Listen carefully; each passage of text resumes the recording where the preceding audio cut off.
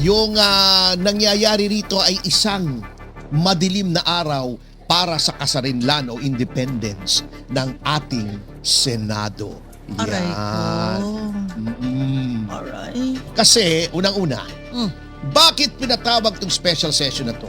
Huwag na tayong maglokohan pa rito, Mr. President. When I say Mr. President Marcos Jr. Pinatawag nyo rito kasi gusto nyong kontrolin ang Senado. Pinatawag nyo to kasi para mawala yung gulos sapagkat na-pressure nyo na si Senator Joel Villanueva na lumipat sa bakod ng grupo ni Gatchalian. At paano nyo na-pressure sapagkat may mga kaso po na nakaamba laban kay Joel Villanueva mula sa tuta ninyong ombudsman. Huwag na tayo maglokohan pa. Yan lang po yan ha. Huwag nyo nang insultuhin ang aming talino, ang talino ng mga Pilipino. Alam po namin kung ano pong nangyari dyan. Sinampulan nyo si Jinggoy, nakulong, at sinabi nyo kay Joel Villanueva, pag hindi ka lumipat, pag nagmatigas ka dyan, ay yan din ang sasapitin ninyo. Kasi nyo, mas madaling takutin si Joel Villanueva, tumawid. Okay, that's number one. Wasak na po ang kasarinlan ng Senado. Klarong-klaro po sa sinabi ni Senator Gatchalian. Kaya sila mag-special session kasi gusto ng Malacanang, gusto ng Malacanang na maayos yung gulo. Gusto ng Malacanang. Kailan ba dapat sumunod ang Senado sa kagustuhan ng Malacanang? Hindi ba ang Senado ay bahagi ng lehislatura? Dalawang chambers ang legislature, the upper house or the chamber of the Senate and the House of Representatives o lower house. Lower house, yes. Oo. Although ayaw nilang sabihin lower house kasi para daw sila ay parang inferior, di ba? Parang mas mahina daw sila sa mga senador. So House of Representatives, okay, sige. May mga mas magagaling din naman na mga tao sa House na mas magagaling sa ilang senator, patas lang naman sila. Pero ngunit, pagka sinabi mong gagawin natin to kasi gusto ng Pangulo na maayos na yung gulo dyan, sumusunod na kayo sa Pangulo. Sira na po yung independence ng ating Senado. Pinakikita nyo na kayo ay sunod-sunuran sa kagustuhan ng Malacanang. Okay, number 3 puntos. Bakit kailangang tumawag ng special session at kumuha ng isa, pressure ng isang senador para kayo mag-entertain? That is an explicit admission na yung 12 ay hindi sapat para gawin yung ginawa ninyo. Yan ay pag-amin na ang 12 ay hindi quorum. Yan ay pag-amin na ang 12 ay hindi majority. Hindi po majority ng 24 ang 12, ang majority ng 24 ay 13. Yan ay pag-amin na malabo. Senator Gatchalian, ang iyong pagdepende o pag-rely sa Avellino versus Cuenco. At bakit po hindi talagang matibay? Sapagkat alam nyo, hindi nyo lang sasabihin. Yan ang fault minsan. Hindi ko naman sinasabing ninoloko tayo ni Win Gatchalian. Let's give him the benefit of the doubt. Alam nyo, may history kami niyang si Win. Kaibigan ko po yan. 2 beses lumaban yan. Talagang kinampanya ko yan sapagkat kaibigan ko ang tatay niyan. Pero wala akong hininging kapalit kahit pera, kahit pabor. Ni isang beses, alam nyo yan. Senator Gatchalian, never akong lumapit sa inyo na humingi ng pabor sa inyo. But lately, Senator Gatchalian has been receiving bomb advice from his legal advisors. Ewan ko kung ang legal advisor niya, yung dating dean ng law school ng One Ball University. Kasi nung nasa Senado po ako at nire-represent ko si Cassandra Leong, alam nyo, sabi ni Senator Gatchalian nung pinayuhan ko ang aking kliyente na to invoke the right to remain silent and the right against self-incrimination. Alam niyo, sabi ba naman ni Win, I think your lawyer is giving you bad advice.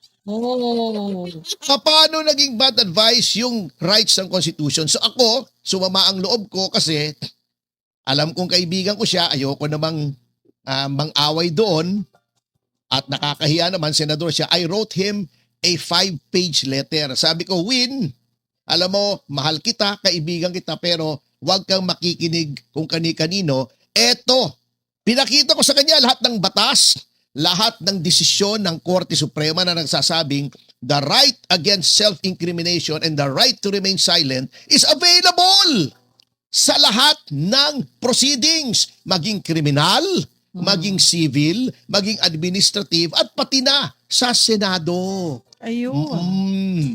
Nakalagay po roon sa klarong-klaro. Kaya tumawag sa akin yung kanyang staff, sabi ni staff niya, Ano sabi?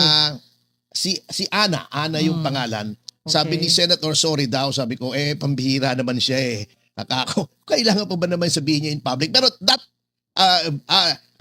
that being as it is, etong advice na ito ay mali na naman para sa akin. Yung reliance sa Avellino versus Cuenco, yan ang sinasabi ko nga na ang batas, hindi ko po sinasabing kapag ikaw ay hindi abogado ay hindi mo alam ang batas. Meron ngang mga abogado hindi alam ang batas eh. Katulad ni Representative Luis. Di ba? Grabe na yan. Di ba? Kasi napakapangit nga. Nung mga sinasabi niya tungkol sa batas. Kala ko madilim yung batas. At kaya po ko nga, si Representative Sendanya, tabingi ang pangangatuwiran. Ala. Oo. Ayan na. Oo. Kasi nga, ang batas po, pinag-aaralan po talaga yan. Mahirap. Hindi ko nilalait yung mga hindi abogado. Kasi, we have to admit, parang ako, pagka sinabi, ako nakapag-aral tayo, di ba? Graduate tayo ng law. Pero pag sinabi mo sa akin, pare, drawing ka nga ng plano ng bahay. Malabo. Ba, hindi pwede. Maguguho yung bahay na yun. Parang flood control project yun, no? Di ba? Oo naman. Kasi, hindi ko kaya. Bagamat nakapag-aral tayo, medyo metalino naman tayo ng konti, hindi natin kaya, hindi natin linya yon. Ayun. Yung batas, mahirap po yan. Yung Avellino versus Cuenco, very tricky yan. Kasi unang-una, that was decided under the 1935 Constitution na iba yung wordings kung ano yung majority. Number 2, sinabi na mismo ng Korte Suprema doon sa Avellino versus Cuenco na etong kasong to is dependent on the peculiar circumstances of the Senate at the time. Ano yung peculiar circumstances? Yung isa ay nasa abroad. Therefore, beyond the reach of the compulsory processes of the Senate. Number 2, yun pong Avellino versus Cuenco, nag-umpisa po yun ay may quorum. And then later on, nawalan ng quorum. Okay. Ito po, nag-umpisa, wala ng quorum yung ginawa ni Gatchalian. Okay? Okay, number 3, doon po sa Avellino, tinry muna nilang makakuha ng quorum. How? By trying to arrest yung mga absent members. Kasi may kapangyarihan po ang Senate President na gawin yun. Dito, wala silang ginawang ganon. Marami pong pagkakaiba noon. Eto, walang nasa abroad, walang quorum at the start, hindi katulad ng Avellino, at hindi po tinry na gamitin yung compulsory process para magkaroon ng quorum. Ibang-iba po yung Avellino. Kaya yan po ang dapat pinag-aaralan. Kaya nga po, yung sinasabi nila, eto, nagsampa na ng reklamo or petisyon sa ating Korte Suprema ang grupo ni Alan Peter Cayetano. At ang akin pong opinion dyan ay bilang isang payak na abogado na small time lang naman ay dapat po desisyonan ng Supreme Court yan. Notwithstanding na maaring maging moot and academic ang issue kasi kung makaka-30 na po sila ngayon. At 30 na sila ngayon. Bakit? Sapagkat napakahalaga po na i-determine kung yung ginawa nung una, nung Gatchalian Black, na bigla silang nag-sesyon na 12 lamang sila, bigla nilang dineclare na may quorum at sila ay dineclare nilang vacant ang lahat ng posisyon. Pwera lang daw ang Senate President. Magulo nga po ang kanilang stand eh.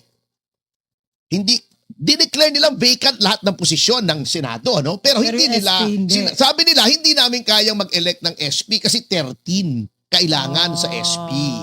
Ayon daw sa konstitusyon, nakalimutan nila na sa sarili nilang rules, yung Section 2, Rule 2, Section 1, o Section 2 yata, ay nakalagay doon na sinunod nila yung rule sa konstitusyon sa lahat ng officer. Sinabi nila, not only the Senate President, but all the officers of the Senate, dapat majority of all the members of the Senate. Okay? O kaya, yung pagiging acting president ay questionable yun. Bakit? Okay, sabihin mo ng valid. Assuming without conceding na valid yung sinasabi na vacant ang lahat, ang Senate President ay hindi makadischarge ng kanyang function kasi wala siya ron. Di ba? Anong rule